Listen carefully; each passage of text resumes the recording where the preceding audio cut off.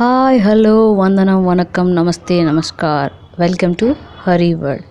నక్క కోడిపుంజు.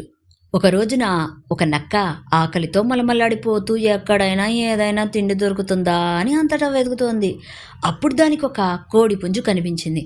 కానీ అది ఒక చెట్టు కొమ్మ మీద కూర్చునుంది. దాన్ని చూడగానే నక్కకు ఆకలి రెట్టింపైంది. ఏదో విధంగా ఆ పుంజును చంపి ఆకలి తీర్చుకోవాలనుకుంది.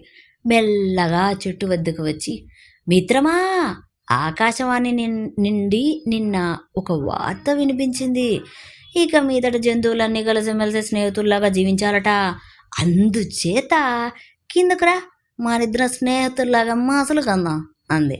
ఆ జిత్తులు మారిన నక్క చెప్పే దాంట్లో నిజమెంతో ఆ కోడి పుంజుకు తెలుసు. అందుచేత అది, అవును, ఆ వార్త నేను కూడా విన్నాను అంది. లోపల కోడి పుంజు నక్క బారి నుండి ఎలా తప్పించుకోవాలా అని ఆలోచిస్తుంది.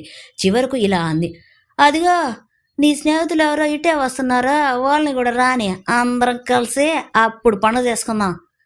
ఈ దారిన వచ్చే నా స్నేహితులు ఎవరే, ఎంతకు ఎవరొస్తున్నారో అని అడిగింది నక్క.